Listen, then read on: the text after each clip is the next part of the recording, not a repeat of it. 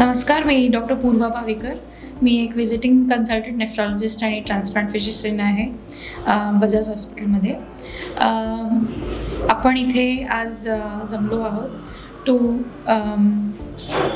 Mister विजय बोरसे आणि Mrs Nita Borse यांच्या kidney ट्रान्सप्लांटच्या सर्जरीबद्दल माहिती करण्यासाठी. तर मिस्टर विजय बोरसे हे एक किडनी डिझीजचे पेशंट सप्टेंबर 2023मध्ये त्यांचं निदान झालं आणि त्यानंतर जेव्हा ते आपल्याकडे आले तेव्हा आपण त्यांना 2 सल्ले दिले होते की एकतर त्यांना आयुष्यभर डायलिसिस करावं लागेल किंवा किडनी ट्रान्सप्लांट करावं लागेल. अवघ्या 5 महिन्याच्या कालावधीत त्यांनी स्वतः निर्णय घेतला की मी किडनी ट्रान्सप्लांट करणार आहे. इनफॅक्ट जेव्हा किडनी दान करण्याचा चॉईस आली तेव्हा त्यांचे भाऊ, त्यांची वहिनी आणि त्यांच्या मिसेस तिघही आले होते. पण धाडस करून त्यांची मिसेस फायनली मला म्हणली की मीच देते किडनी म्हणून. आणि एका दिवसाच्या निर्णयामध्ये त्यांनी ऑलमोस्ट एका आठवड्यामध्ये सगळ्या टेस्ट केल्या आणि पुढच्या गोष्टी हळूहळू होत गेल्या. बोरसे यांनी कॉन्फिडेंटली पहिल्याच ह्याच्यात मला सांगितलं होतं की मला किडनी ट्रान्सप्लांट करायचं असेल तर मी बजाज हॉस्पिटलमध्येच करेन, दुसऱ्या हॉस्पिटलमध्ये करणार नाही. आणि नुकतंच असं झालं होतं की I had been appointed as visiting consultant here, म्हणून मग ती प्रोसिजर स्मूथली झाली. यांना इथल्या ट्रान्सप्लांट कोऑर्डिनेटरची भेट झाली आणि तसं झाल्यामुळे पुढच्या 3 महिन्याच्या कालावधीत त्यांचं ट्रान्सप्लांटही झालं आणि आज ते आपल्यासोबत आहेत. हे आत्ता किडनी त्यांना मिळाली आहे आणि ते डिस्चार्ज होऊन क्रिएटिनिन 1 विथ 4.5 लिटर त्यांना लघवी होते सध्या. असा त्यांचा आउटकम बजाज हॉस्पिटलमध्ये झाला आहे आणि त्या त्यांची पत्नी मिसेस नीता बोरसे ज्यांनी त्यांना किडनी दान केली आहे. दोघंही आता व्यवस्थित आहेत आणि आज ट्रान्सप्लांटला 2 आठवडे झाले.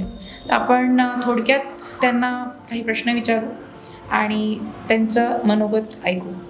तर बोरसे, जेव्हा तुम्हाला कळालं की तुम्हाला किडनीचा आजार आहे तर तुमच्या मनात काय होतं की आता ह्याचं आपल्या पुढे काय होईल? कारण तुम्हाला 3 मुलं आहेत आणि तुमची पत्नी आहे. हो, तर त्याचं म्हणजे प्रथम म्हणजे किडनीविषयीचं हे म्हणजे आजाराविषयी किंवा डायलिसिसविषयी हे शब्द आम्हाला मालूमात नव्हते.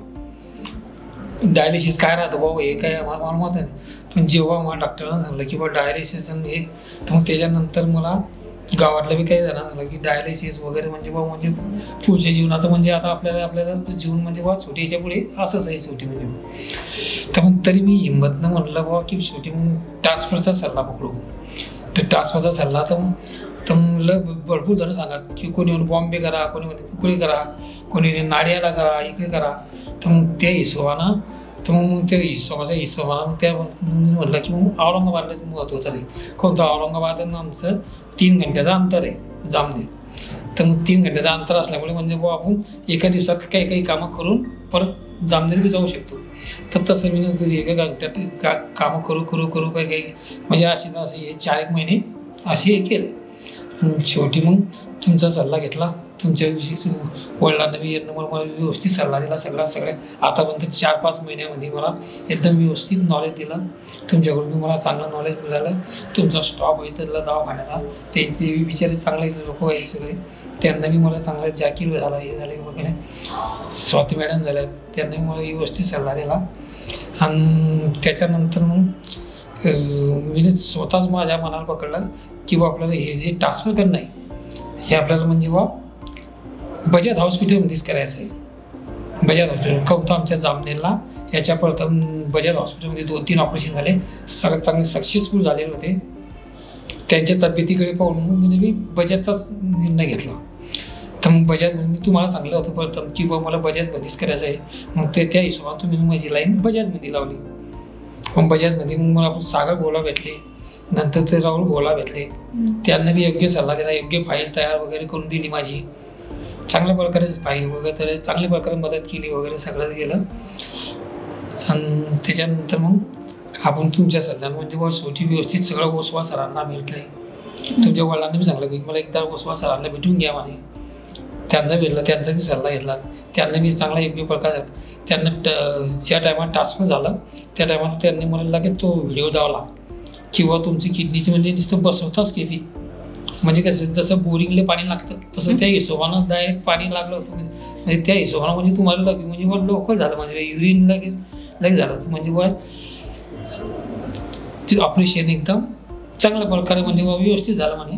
आणि बॉडी वगैरे तुमची म्हणजे छोटी हे म्हणजे जरा स्ट्रॉंग आणि म्हणजे मसल वगैरे म्हणजे एकदम चांगला आहे. म्हणजे त्यांना बी म्हणजे त्यांना बी आनंद वाटला की म्हणजे ऑपरेशन करता करता की म्हणजे त्या हिशोबानं म्हणजे त्यांना बी योग्य प्रकारे चांगला योग्य सहकार्य केलं.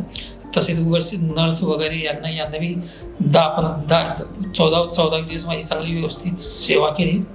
सगळ्यांचं कोणाविषयी म्हणजे काही माझी कोणत्याच गोष्टी तकलीफ झाली. पूर्ण माझ्या सगळ्या जेवढ्या अपेक्षा होत्या सगळ्या अपेक्षा माझ्या पूर्ण झाल्या आहे. आणि जसं माझ्या मनामध्ये पहिल्यापासून होतं की मी जसं धडाडीनं म्हणजे उठून उभं राहिलं ट्रान्सफरसाठी तर त्या हिशोबानं माझ्या अपेक्षा पूर्ण झाल्या आहेत त्या हिशोबानंच. आणि त्यामध्ये माझ्या मिसेसची तर मला याच्या पुढे चांगली सेवा करावी लागेल. तिचा मोलाचा आहे. हे ट्रान्सप्लांट ची तारीख यांनी फार झटपट ठरवली होती. तर त्याआधी मिसेस नीता बोरसे खूप पॅनिक झाल्या होत्या की माझ्या नवऱ्याने असा फायनल डिसिजन घेतलाय की माझा 5 दिवसात ट्रान्सप्लांट करायचं आहे परमिशन आल्यानंतर. तर त्यांचे काही मनोगत आपण ऐकूया. मॅडम, जेवढ्या लवकर निर्णय घेतला त्यांनी ट्रान्सप्लांटचा 5 दिवसात, त्या पिरियड्समध्ये खूप धावपळ झाली. सगळं असं वाटत होतं खूप काही झाली. आता आपल्याला हिंमत येत लागली. आम्हाला भरपूर ऑपरेशन पर्यंत पोहोचत खूप त्रास झाला. म्हणजे आमच्या मनानं आम्ही जात होतो पण असं एक भीती वाटत होती की काही दुसरं विचित्र नव्हतं घडलं पाहिजे. पण तसं काही झालं नाही. मॅडमचं आम्हाला पूर्ण सहकार्य होतं. आम्हाला मॅडमनं पूर्ण हे सांगितलं होतं की काहीच होणार नाही, ऑपरेशन एकदम सक्सेस होईल. या हिशोबाने आम्ही ऑपरेशन टेबलवर गेलो आणि आमचं ऑपरेशन एकदम चांगल्या प्रकारे झालं. आमची तिथे काहीच गैरसोय झाली नाही. मॅडम आम्हाला सकाळ संध्याकाळ दोघे टायमाला आम्हाला भेटायला यायचे. सगळं व्यवस्थित झालं. तुमचा डिस्चार्ज कितव्या दिवशी झाला? माझा डिस्चार्ज 6व्या दिवशी झाला. आणि तुमचा डिस्चार्ज कितव्या दिवशी झाला? 13व्या दिवशी. आता तुमचं क्रिएटिनिन किती पूर्ण व्याख्यात? 1.1. माझा क्रिएटिनिन आजच्याकडे 1.1 आहे. आणि किती लघवी होते? लघवी 4.5 ते 5 लिटर होते मॅडम. तुम्हाला काय त्रास? 5.5 लिटर पाणी पिलं तर 5 लिटर पर्यंत युरिन होतं. 5 लिटर पिलं तर 4.5 पर्यंत.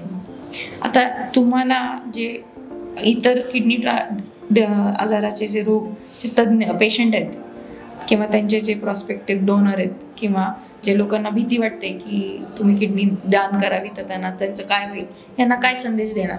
नाही, त्यांना तर मी दिन सरला म्हणजे द्या ना.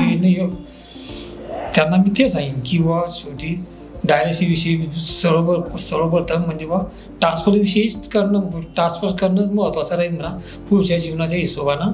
आणि डायलिसिस वगैरे म्हणजे याच्या गोष्टीत म्हणजे त्याच्यात पुष्कळ त्रास होतो.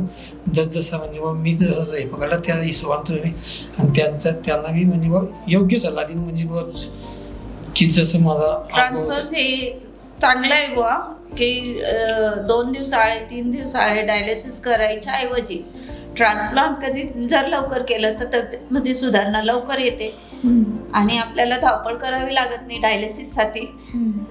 आणि जे दान करतं त्याला काही त्रास होतो का? तुमचा काय अनुभव? नाही, मला आता सध्या तर काहीच त्रास नाही. फक्त मला जे पिरियड्समध्ये मी ॲडमिट होते त्या पिरियड्समध्ये मला फक्त दुखण्याचा त्रास होता, बाकी काहीच नाही. आता तुम्हाला काही त्रास आहे? नाही, आता टाके वगैरे व्यवस्थित काढले गेले, आता काहीच त्रास नाही.